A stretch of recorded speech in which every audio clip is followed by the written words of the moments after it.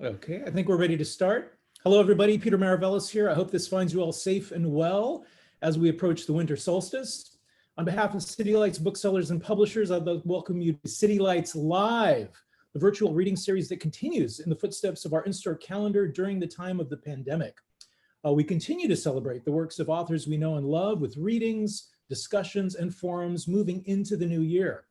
Today's event will serve as the final event of the season. We'll be taking a short holiday break and then starting back up again towards the end of January. As much of a roller coaster ride as this year has been, we've had some really exciting events and really look forward to some wonderful events in the new year. That's going to include appearances by authors like the Pulitzer Prize winner Viet Thanh Nguyen, Dantiel Moniz, Caribbean Fregosa, Josh Moore, New York Times columnist Nicole Perloff, and many, many others. So please keep an eye on our calendar for event updates. I'd also like to take a second before we begin to remind you that City Lights Bookstore has reopened its doors to the public. We're following strict San Francisco Health Department guidelines as we aim to make your visit to City Lights as safe as possible. You'll be able to once again browse our stacks. Our business hours are 7 days a week from 12 noon to 8 p.m. We've worked very, very hard to transform the store for the age of COVID. The entrance is now actually on the Broadway side of the building. It's at 271 Columbus. The original entrance is an exit only. We do encourage everyone, please do wear facial covering while visiting the store. We're making our efforts to keep things as safe as possible for everybody. So as many of you know, City Lights is a publishing house as well as a bookstore. We continue to publish in the grand tradition of Lawrence Ferlinghetti's seminal Pocket Poet series. We continue to produce on a seasonal basis new books of poetry, fiction, literature in translation, and nonfiction informed by a progressive political outlook. We have new titles out from Tim Wise, Juan Felipe Herrera, the former poet laureate of the United States, as well as new poetry from Uchi Naduka and Sophia Dalin. We've also just released a new memoir by Jean Dave, a friend of the late poet Paul Celan. The book's titled Under the Dome, Walks with Paul Celan. To learn more about our upcoming events and the books that we publish, please do visit us at our website at www.citylights.com. And you can also keep up on our activities via social media. We have a presence on Instagram, Twitter, Facebook, you name it. You can also subscribe to our newsletter to receive weekly updates about City Lights releases, as well as our up and coming events. So today we are delighted and have really honored to have with us the award-winning novelist and activist Elif Shafak.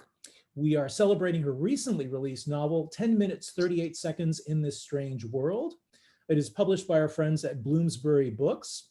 It's been named Book of the Year by National Public Radio, The Washington Post, and The Economist. Ms. Shafak is the author of over 18 books, 11 of which are novels. Her works have been translated into 54 languages. Her current novel, 10 Minutes and 38 Seconds, was shortlisted for the Booker Prize and the RSL Andanji Prize. Her previous novel, 40 Rules of Love, was chosen by the BBC amongst 100 novels that shaped our world. Ms. Shafak holds a PhD in political science and has taught at various universities in Turkey, the US, and the UK, including St. Anne's College at Oxford University, where she is an honorary fellow. She's a member of We Forum Global Agenda Council on Creative Economy and a founding member of the European Council on Foreign Relations. Ms. Shafak is also a well-known advocate for women's rights, LGBT rights, and freedom of speech. She contributes to major publications around the world, and she was awarded the Chevalier Medal of Arts and Letters and is a fellow of the Royal Society of Literature. It is really such a great honor to have her with us here today. Joining her in conversation will be Ipek Burnett. Ms. Burnett is a Turkish-American novelist and contributing writer at Counterpunch. She serves as the chair of the board at The Voice of Witness, a human rights and oral history educational nonprofit based here in San Francisco. Dr. Burnett is also on the executive committee of Human Rights Watch's San Francisco chapter. She is the author of the book, A Jungian Inquiry into the American Psyche, The Violence of Innocence, which is published by Routledge Press. So before we begin, I would like to mention that we will be posting links for you to purchase the books in the chat function of your Zoom dashboard. There's also going to be a Q&A at the end of the discussion, so you can also post your comments and questions in the same chat function. So it is such a great honor to have both of you with us today. Elif Shafak, Ipek Burnett, welcome to City Lights Live. Thank you so much. Thank you, Peter, and thank you, City Lights, for facilitating this conversation. Um, Thank you to everyone who's joining us here today. And of course, thank you, Elif Shafak. Hoş geldiniz. Welcome.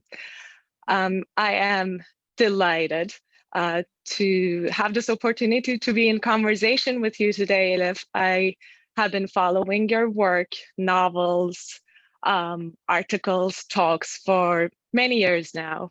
And what I most appreciate about your work is how thoughtfully and seamlessly you weave together the personal and the political. While telling the story of an individual, you also tell the story of a city, a society, and while doing so, you never shy away from complexity. In fact, you embrace complexity, you celebrate multiplicity, diversity, nuance. And this latest novel, 10 minutes, 38 seconds in the Strange World, is a beautiful, beautiful example of that. Before we dive into the story, I do want to take a moment to acknowledge the dedication. Elif dedicates this book to, and it's very brief, so I'm just going to quickly read it, to the women of Istanbul, to the city of Istanbul, which is and has always been a she city. So Elif, let's begin right there. Let's begin with Istanbul, the she city.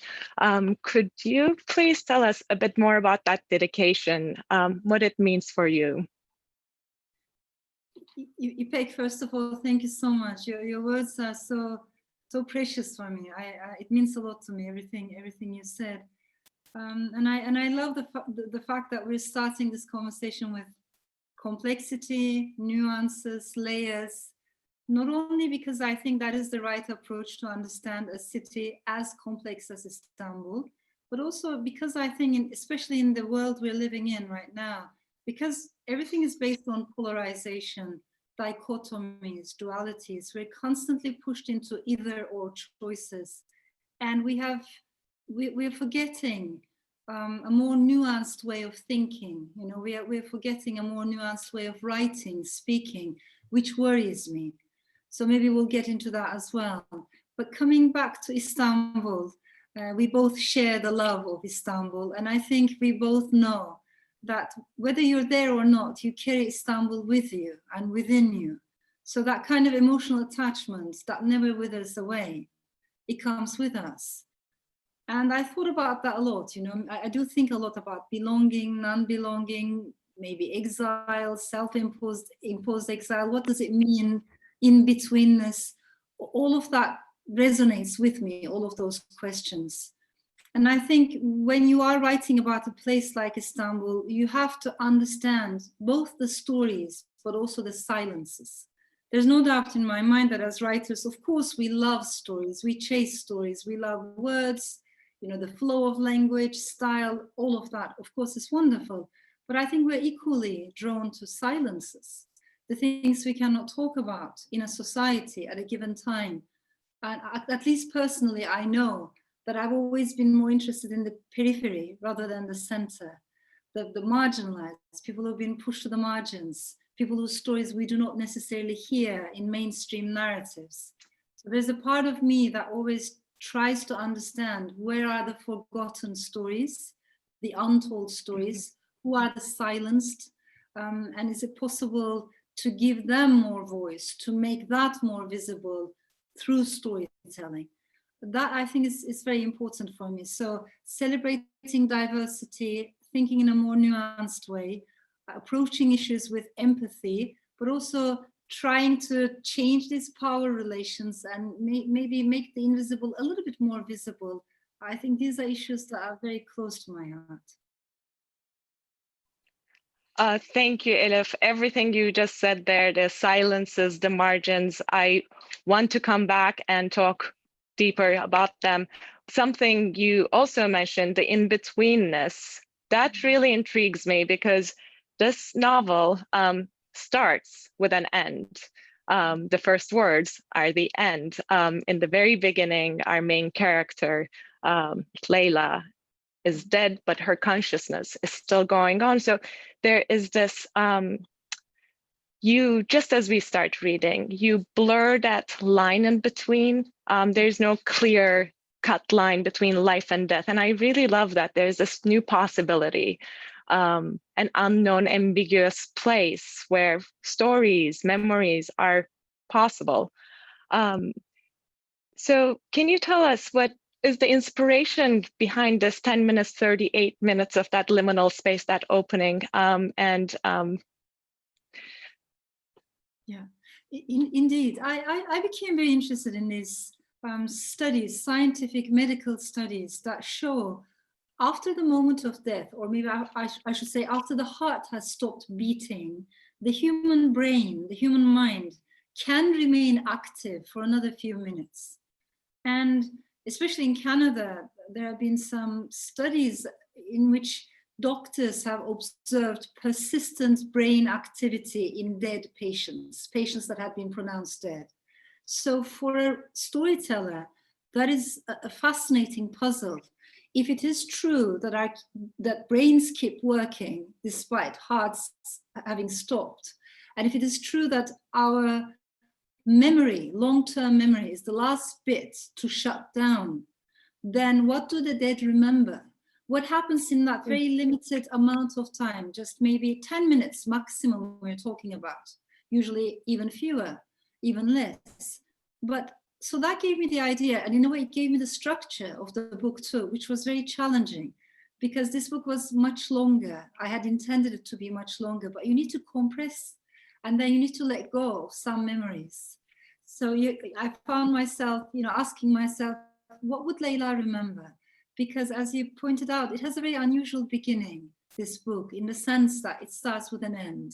In fact, the first two words, as you open the page, the first page, are the end. Right away, we do know that the main character has been murdered, her body has been dumped in a garbage bin, and her heart has stopped beating, but her mind is still working. And as she remembers her past, minute by minute by minute, we travel not only into her story, but I think in a way into the story of a country and maybe a region, again, always told through the eyes of those who have been marginalized or outcasts. And if I may add this, because it's important to me, when I was writing those, particularly that scene, I never forgot what happened in Istanbul years ago. A transgender citizen, and she was a trans rights activist as well, a well-known. She was murdered and her body was dumped in a garbage bin, almost like the final insult to her being and existence. So Istanbul is a city where fact and fiction can blur easily in that regard, and I have never forgotten her story. So there are lots of real incidents and places that have in a way inspired this book. Of course, it's a work of fiction, but over the years, what I have seen, observed, read, and felt, all of that, I think, guided me as I was writing the story. Yes, and just a few months ago, I think I participated in a virtual event where you were speaking, which something you said there really stuck with me. You said literature has an obligation to listen to and give voice more to the margins, those in the margins. And like you said, this novel is very much a story of the margins. Its main characters are all people who live in the margins of Turkish society, sex workers, transgender people, migrants. What is so remarkable is all these people who are very different than one another come together in this tight-knit community, friends. More than friends, you call it water family.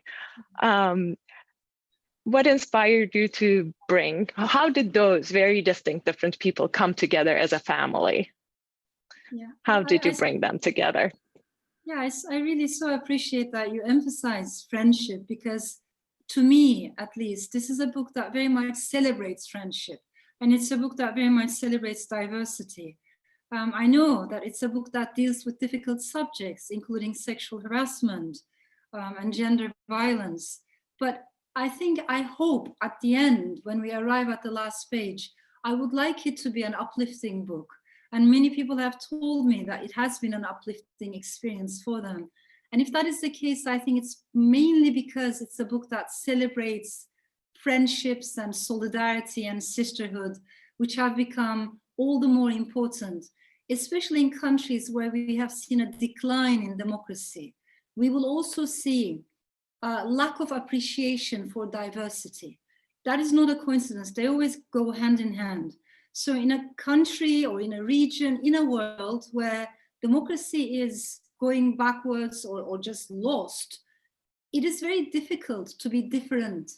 If you are different in the eyes of the authorities or in the eyes of the general public, for whatever reason, this could be the color of your skin, it could be your sexual identity, it could be how you look physically, anything, for whatever reason, if you are different, then life is going to be difficult. And I think particularly for these people who have been labeled as outcasts, that kind of solidarity, that kind of sisterhood is even more important, all the more important. And in the book, there's a passage when Nalan actually, she talks about water families, and she says, we all have two types of families. We have our blood families, the families we grow into, we grow up with. And if those families are loving and kind and tender, that is a big blessing. You know, we should count our blessings. But not everyone is as lucky. And particularly to those people, in a way, the book is saying, please do not forget, as you keep living, as you keep this journey of life, you are going to have another family, and that's going to be your water family. And I honestly think our water families cannot be composed of dozens and dozens of people. I'm not talking about acquaintances, but real, true friends, maybe 5, maybe 6 maximum. But these are the people who have been the witnesses of all the journeys that we have gone through. When we fall down, they pull us up, and we do the same thing for them. So what I have observed in Istanbul, while I was living in Istanbul and also afterwards, is that water families are very, very important for sexual minorities and for minorities in general.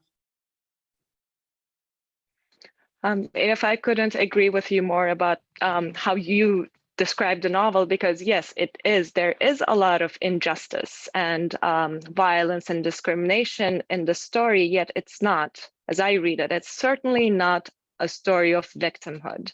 It's rather resilience. And like you said, what I get from it is the power of human spirit and human connection, just like you mentioned.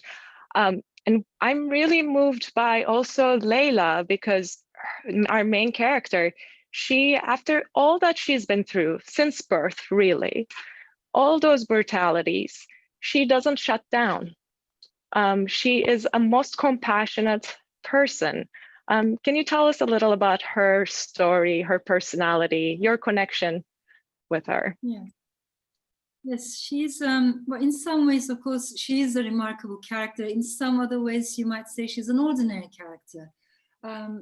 And that's the beauty of literature, I think. You know, I think it helps us to see that what's extraordinary in people who might be otherwise labeled as ordinary, because nobody is ordinary in this life, if we know their stories. So when we delve into her story, one of the interesting things about Leila is she grows up in a very patriarchal, very conservative family that becomes more and more religious, with a father that becomes more and more religious as years go by. And it's not easy to be a woman, to be a girl in such a setting, but also it's a polygamous family.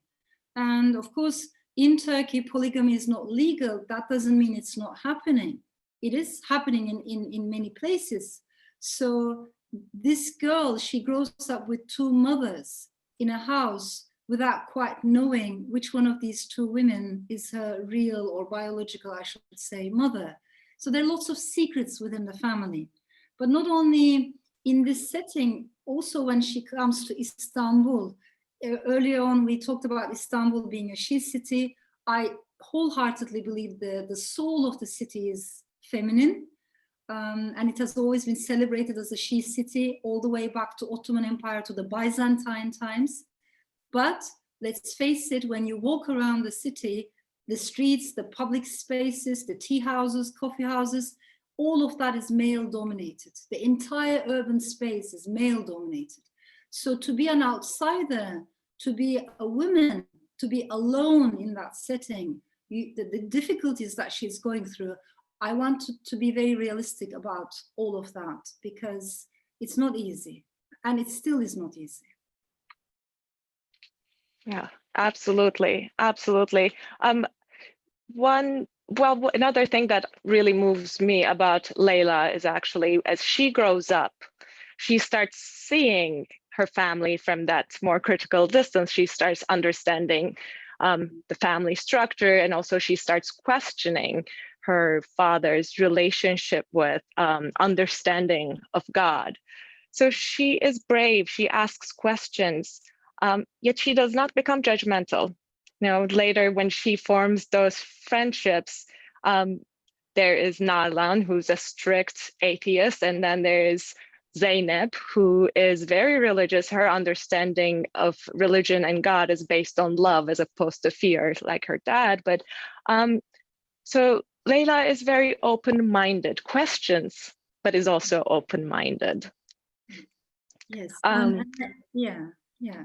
And I find this really, really important, because I think, to me at least personally, what I like is to ask questions as a storyteller. But I don't like to try to manipulate the answers. I think that's incredibly wrong and off-putting, and writers should never, ever try to do that. So I don't like the kind of writing that tries to teach something or preach something. That is not our job. Our job as storytellers is to create an open space, is to follow a story in which a diversity of opinions can be heard and discussed in a nuanced way. And most importantly, questions can be asked, even difficult questions about difficult issues. But once you do that, you always have to leave the answers to the reader, because every reader is going to read the book, the same book, in a different way. I have met over the years very good friends, dear friends, who have read the same book and completely, drew the completely different conclusions, or liked or disliked very different characters. I have met couples, husband and wife, or partners who have been together for so long. They read the same book, they don't read it in the same way. Why? Because the reader is never passive. We bring our own gaze, our own experiences, our own journeys into the story. And in that regard, every reader's reading is unique, like our fingerprints. So I think as writers, we need to respect that.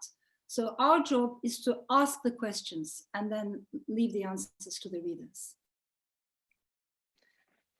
And something I really appreciate in there that you do so gracefully is silences. You have mentioned silences before. You are really interested in lending an ear to the silences, but you don't speak on behalf of the silence. I noticed that you showed us that it's there, and really beautiful example of that is the house that Leila grows up in. It used to belong to an Armenian family, and in the middle of the night, they had to just flee, pack their belongings, and leave. And their untold story, their absence, is very much present in the novel. Yet you do not explain it away. You just get felt. At least as a reader, I did feel their absence the whole time. So thank you for that. And since we are talking about silences, and since we're also talking about memories a lot, I do want to come back to collective social amnesia. It's something both you and I are very, very interested in our work. This how different parts of history can be erased, silenced, suppressed, for nation building and for generating, preserving dominant narratives that are told from the perspective of those in power. Yet then there's this possibility of thinking about the individual consciousness, the brain, how memories are still active, even when the body is shutting down. So that makes me wonder about the collective. And I want to ask you about your thoughts on cultural collective long-term memory, both how it's, silenced, suppressed, and not just that, but and how it also does live on, where it survives, how it survives, who are the carriers, who are the bearers of those silenced memories? I think that's a fascinating question, and I know it's one of the many things that we have in common, this interest in stories that are not being told easily in the society directly takes us to this question of memory and amnesia. And Turkey, of course, has a very rich history. It has a very long, complex history. We're talking about a region that was an empire, a multinational, multi-ethnic, multi-religious empire, and then the nation state building. So it has a very long and complex history, but that doesn't mean we have a strong memory. Actually, it is the exact opposite. I think we're a society of collective amnesia. And the easiest thing to do in our country, in our motherland, is to forget. It is a country of forgettings. So for instance, in Istanbul, in a city that has such a complex history, you just walk around, you walk by an ancient or an old fountain with maybe an Ottoman script, or you walk by a graveyard, again, old script, let's say, or you walk by a building that has been abandoned. There are no placards, there are no signs, no symbols of urban memory that tells us who lived in that house, what happened on that street, why did these people leave? So unless you ask these questions, there's no way we're going to learn. In other words, what I'm trying to say is our connection with the past is full of ruptures, is full of gaps.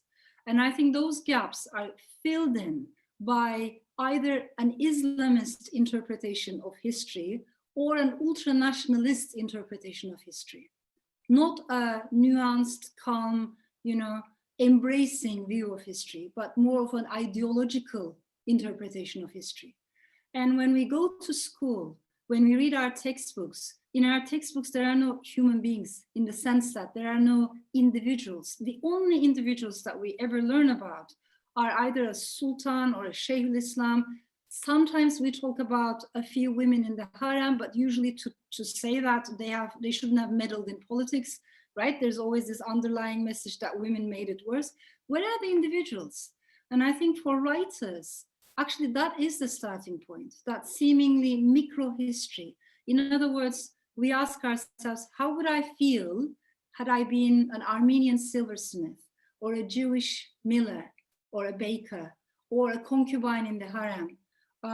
Or maybe peasant in the Balkans, how would I feel? How would my life be like in that particular century or later on or before? When you ask those seemingly small questions, then the story changes. Then you realize there are other stories that we never learn about. And I think those stories matter enormously in order to understand the silences, the inequalities, in order to learn. I'm not saying we should get stuck in the past, but unless we understand the past in a much more nuanced and humane way, embracing way, we are bound to make the same mistakes again and again. That is true for every nation state across the world. And when I say this, if I may add it, I am aware that every nation state has its own official narrative of the past. In that regard, there isn't much of a difference between, let's say, Spain and Morocco or France and Russia. They're all nation states. But where there is a difference is between a democracy and a non-democracy. In a democracy, you can walk into a bookstore like City Lights and you can find books that question official historiography or say, wait a second, what about her story? What about his story? Can we also talk about that? And the writers of those books are not prosecuted. In a non-democracy, it is much more difficult to question the official narrative. And anyone who does that can immediately be labeled as traitor. So one single narrative becomes more dominant where there's no democracy. And then it becomes more difficult for writers, for storytellers to tell all those nuanced and forgotten stories that have been pushed to the periphery. Sorry, I gave a very long answer. I really appreciate that. And I think just to go back to the novel too, your work really does manifest all that, because the space of the novel is very democratic. You do give voice to the multiplicity. The characters, as I said, they're so each very different, coming from different backgrounds, different places. They have different perspectives, and they have their dialogue. And I do certainly get that sense of you as the storyteller, as a person who loves questions, who loves to host, is willing to host that space for dialogue. Though it's, easier said than done. So I wonder how that process is for you. Do you ever hit roadblocks where you have to, check in with your own judgment, where you have a difficult time connecting with a character? I think that's such an honest question, and it must be answered honestly. I'm not going to claim that it's easy for me to understand each and every person across the ideological spectrum, but I think we have an obligation as storytellers to not be judgmental. We have an obligation to empathy. What we do is the art of empathy. So whatever I write about, I really try to be that person, to become that person. I don't have to approve of everything that person says or does, but I need to understand where they're coming from. And this is so important. It is a very important intellectual exercise, but it's also a good exercise for our conscience. It's also a very good exercise for our hearts. And I think it's an important exercise for the times we're living in, because we've almost forgotten the art of empathy. Politics has become very divisive across the world. We get angry very easily. Emotions do matter. I'm not trying to sweep under the carpet our emotions, but we judge very easily, and we divide very easily into tribes or ghettos. A writer cannot have a tribe. Writers are lonely creatures. You can't belong in a collective identity.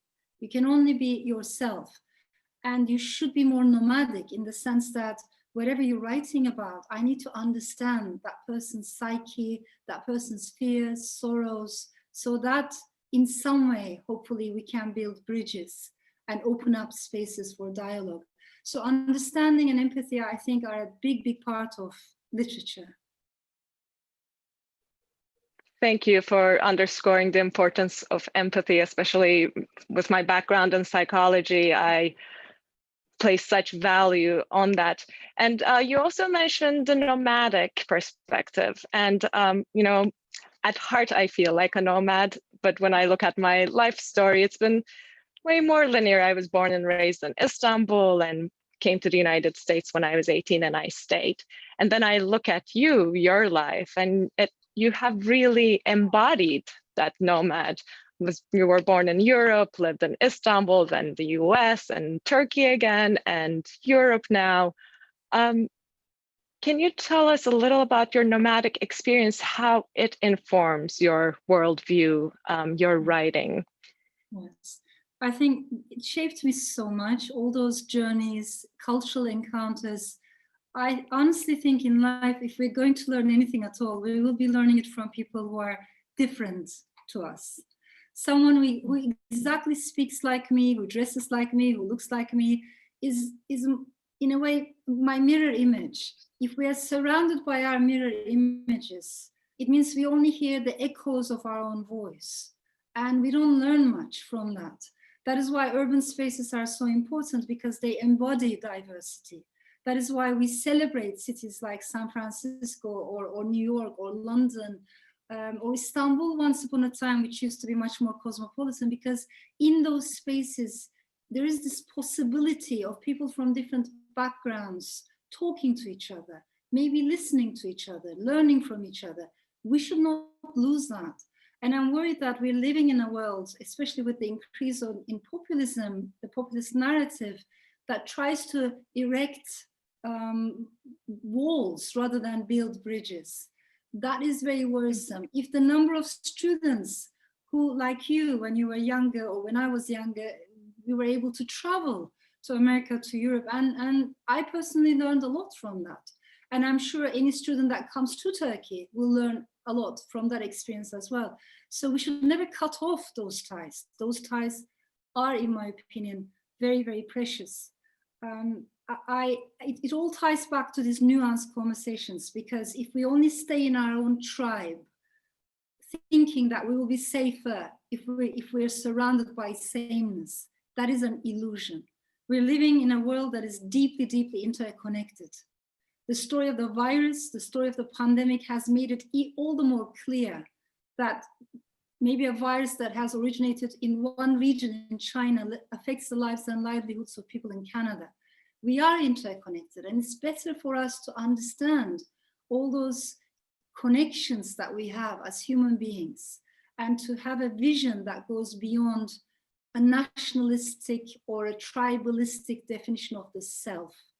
So I'm very critical of that kind of singular identities that are being imposed on us. I want to defend multiple belongings. Of course, I'm an Istanbulite.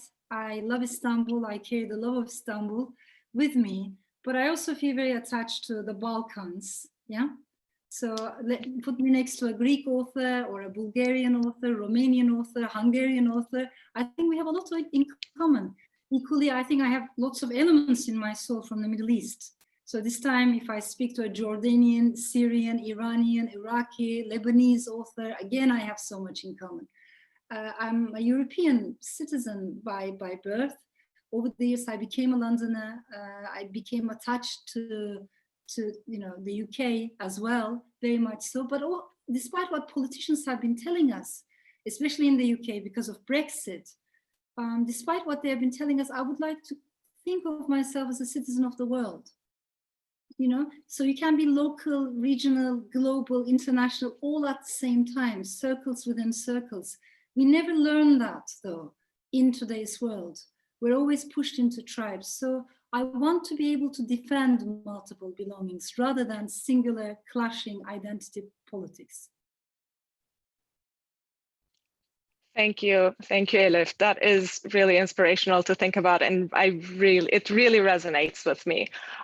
Since we're talking about multiplicity and belonging, I also want to bring in language there, because it's something that's been on my mind for some time. You write both in English and Turkish, as I do, and I know I have a very different relationship with both languages, and I'm curious about you, how each language nurtures your thinking, your writing, how it enhances your thinking, and also, of course, perhaps some challenges that you face with language in that sense. Lots of challenges, because I did not grow up bilingual, so English for me is an acquired language, which means I will always make mistakes. I won't be able to pronounce so many words. And I think as immigrants, we are very much aware of that. It's almost like the mind runs faster than the tongue. And maybe as immigrants, we always want to be able to say a bit more, but end up saying less. Maybe crack better jokes, but not quite there yet. So that gap is quite intimidating. But hopefully, if we learn not to be intimidated by that, it's also inspiring, because it kind of pushes us, urges us to take a closer look, not only at language, but also at those words that can't be translated easily from one language to another. So you start thinking about it. Why can't I find the direct, equivalent of that word, let's say in Turkish or in another word? So it makes you think harder about cultures, not only grammar or vocabulary. And I love that. I love language in general. And in Turkey, it was a little bit difficult for me to explain this, because my earlier novels I wrote in Turkish first, and then about 15 years ago, I switched and I started writing in English first. And since then, every novel that I wrote was written in English first, then translated into Turkish by a professional translator. Then I take that translation and I rewrite it. So it's a bit crazy, it's a bit insane, and you can only do this if you really, really love language. Otherwise, it will be a burden. Over the years, I realized if my writing has melancholy, if it has sorrow in it or longing, I find these things much easier to express in Turkish. But when it comes to humor, which is also so important to me, I really think humor is our oxygen. If we don't have humor in our lives, we lose that oxygen. So when it comes to humor, when it comes to particularly irony, or satire, I find it much, much easier in English. You know, we Turks, we don't do irony that well. We don't even have a word for irony. We do humor well, but not necessarily irony. So each culture has its own strength, has its own, maybe each language has its own weaknesses too. And when you commute between languages, in a way, it gives you an additional zone. I'm not saying every writer should do this, but if it's in your story, if it's close to your heart, then why not? Because the mind can dream in more than one language. When we sleep at night, the mind doesn't recognize these national boundaries. There are times when people start a dream in German and finish it in French. It is possible. So why can't we write fiction in two languages? And that's another thing that people who have this nationalistic instinct cannot understand, because for them it's always an either or thing. I read people saying, well, she can't be called a Turkish writer anymore because she doesn't write in Turkish first. Why do you say that? You know, why do we have to think in terms of these 19th century nationalistic patterns? Rather than seeing it as a matter of either or, I see it as both, you know. And I am very attached to the Turkish language. It's the language of my childhood, the language of my grandmother. And that connection is very emotional. But I'm very attached to the English language as well. And that connection is more intellectual, more cerebral. And I think I learn from each a lot. Thank you, Elif. You are an inspiration. And you said something about humor there, and that is, I do want to underline that and bring it back also to the novel, because as we said, this novel, in it, you talk to a lot of disturbing truths and deep trauma, child sexual abuse, to human trafficking, depression, drug addictions, yet there is such humor in it and such heart. And you do this, you hold the tension between the dark and the light in a very graceful way. I'm curious about in your personal life, you wrestle with this difficult material, oppression, violence, and yet still you go on writing and talking about these. What sustains you? What emboldens you? Maybe I make a distinction between, you know, in my daily life, I can have anxieties, worries, I fall down. There are so many moments I struggle with negative emotions, like all of us. But when I'm writing fiction, I try to stay in that world as long as I can and as deep as I can. And that world becomes my reality. I love imagination. I love storyland, you know. I feel at home there, and I feel I can be free, because we all have multiple voices inside us. We have maybe a darker side, which is a bit more melancholic, more gloomy. We have another side, which is more funny, full of humor. When you are writing fiction, all of those sides come together, you know, and I can see the entire story. That's why I feel multiple. That's why I can feel free in that space. So writing fiction itself, if you love what you're doing, if you love stories, that keeps you going. And the second thing I think is, over the years, I learned to make this distinction, because when you're an author in Turkey, and especially if you're a woman writer, to be honest, you have to struggle with lots of nasty stuff. But one thing that gives me a lot of hope is, and which I find very heartwarming, is the response that I get from readers. You know, in a country like Turkey, and my friends, my writer friends in India, in Pakistan, in many other parts of the world tell me it's exactly the same for them too. What I'm trying to talk about is, in Turkey, a book is not a personal item. So if you like it, if you enjoy reading a book, you don't just put it back on the shelf. You pass it on. You give it to your best friend, or you share it with your aunt, and the aunt shares it with her neighbor, and the neighbor sends it to her son who is doing his military service. And then suddenly soldiers are reading the same copy. It's just amazing, you know, that kind of word of mouth. I have seen so many copies of my books that have been underlined by different colored pens because they've been read by different people. And to me, it's incredibly precious to see that people share, people talk. If they like a book, they love it no matter what. If they don't like it, they don't like it. But that's a very honest connection, the connection between a reader and a book. And to me, that is very, very precious.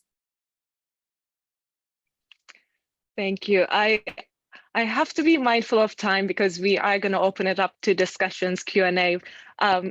But I have to ask you one last question because it's so dear to my heart.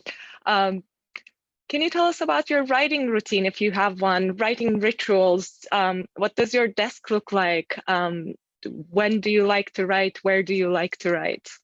Yes, I don't like to write in silence. And I realized over the years that I have difficulty concentrating when there's too much silence around me.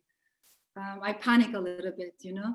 And maybe it's the impact of Istanbul. Maybe I lived on a street called Kazancı, very close to Taksim Square, which was full of noise, which was full of, you know, all kinds of sounds day and night. And I love that. And maybe there's a part of me that's missing that. I love the sounds of the city. So I usually listen to music a lot. And the kind of music that I love is a bit more loud, high energy. I'm a big heavy metal fan. Ever since my early youth. People find it a little bit strange, but over the years I moved on to sub-genres of heavy metal. So I listen a lot to Scandinavian, Viking. These days I'm listening to a Mongolian heavy metal band, you know? So I love to find these obscure metal bands from different corners of the world. And when I like a song, I listen to the same song 70, 80 times maybe on a loop. And that's the best way that I can concentrate. That's how I usually write. Whether I'm at home or outside in a cafe or restaurant, there has to be heavy metal somewhere in the background. I love that. Thank you so much for bringing us to that space and making it so alive. We have a lot of questions, which I was making an effort not to look at, not to be distracted, but now I'm going to go back and skim them. And we have about 15, 20 minutes for this. So we're going to do our best to answer as many, but of course we may not be able to get to each and every one.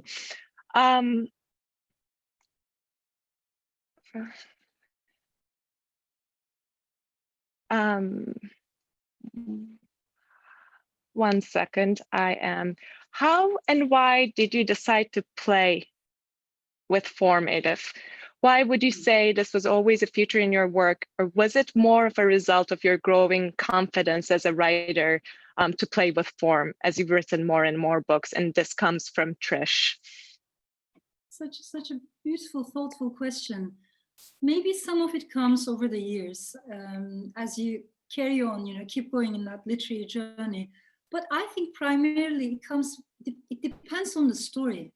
What I try to allow myself to do is to be open to different styles. I do not want to repeat myself. Sometimes people say, especially if they have loved a previous book, let's say, they say, I'm going to write a similar book next time with all the good intentions, but that's not what I want to do. You know, I want to discover a different world. So when I look at my books, I hope I'm being fair in saying that I don't think they're very similar in the sense that, of course, there are some common threads, but each and every one of them is different. Because I was a different person. We change. When we finish a book, something in us has shifted, both as writers and as readers. I think we learn a lot from stories. So all I'm trying to do is to be open to different styles, not to worry about style too much, but to follow the story. And the story guides me into the style. The story tells me how it wants to be written. I think there are two different ways of writing a novel. In the first one, the novelist wants to be in charge of the entire space. It's a bit like engineering, it's a bit more mathematical, and the novelist wants to know how the story will start, how the story is going to end, and what each and every character is going to do. I respect that, and I know some amazing books that have been written with that style, but that's not my way. My method is the second way. in which you don't quite know what you're doing. You're a little bit drunk, you know? You start with intuition. You follow your instinct. It's almost like an animal instinct. And you carry on without quite knowing what's going to happen in the next 3 chapters. And sometimes your characters surprise you, or a side character becomes much more important throughout the book. So if the book surprises me, then I think it can surprise the reader too. I like that second way of writing, in which the writer is not necessarily in charge. The story is in charge. I love that process of discovery and the intuition that you follow. I just want to put in a question there myself. What surprised you the most, or some of the things that surprised you the most while you were writing this novel? Anything that Leila or her friends did or said? One thing we maybe didn't get a chance to talk about, but had a huge impact on me, was this actual space, actual place in Istanbul. It's an actual cemetery. And this graveyard exists on the outskirts of Istanbul. It's called Kimsesizler Mezarlığı. The direct translation would be the cemetery of the companionless, people who don't have a companion in life. So I became very drawn to this place years and years ago. And it looked like a very sad space, very much abandoned. Unlike any other cemetery, there are no marble stones, tombstones there. There are no flowers, no visitors, no names, surnames, just wooden placards, wooden signs, or posts, I should say, not placards. So there are numbers. It is an actual place where real people who are buried there become numbers. And I wanted to see if we can reverse that process. You know, can you turn a number into a human being? Because I think literature has to try to rehumanize people who have been dehumanized. And this is a place where people are being dehumanized. So when you do research, and it's not easy because there isn't much information about this place, like local newspapers collecting bits and pieces of news, I realized over the years that most of the people who are buried there have been shunned, rejected by their own families. So among them, there are lots of people who have died of AIDS or HIV-related illnesses throughout 1980s and 1990s, in particular because of the stigma of AIDS, unfortunately. There are lots of LGBTQ members there. There are some sex workers there. There are also abandoned babies, suicides. They're all buried there side by side without names. And there's a growing number of refugees. We always read in newspapers about refugees who have lost their lives as they were trying to cross into Europe. Where are these bodies taken? The bodies are taken to the cemetery of the companions. So it's a very strange and sad place where a Turkish sex worker or a Kurdish trans activist or citizen can be buried next to an Afghan refugee or a Syrian refugee. And I think that has been one of the places that very much stayed with me, surprised me, but stayed with me and motivated me to write this story. I am so glad you did bring that up because the cemetery, the graveyard, was actually one of my first questions, and then we got carried away. I was very struck by it. And in the English version, which I have both Turkish and English books, because I first read the Turkish one about a year ago and just the English one, there is a picture, I'm going to just show it here, of the cemetery. I find it quite striking because it's not just a metaphor, like you said, it is actual place where those who seem not to belong together, and that is very much the feel of the novel too. And there is a question here about what is your process of gathering raw material for your writing? So this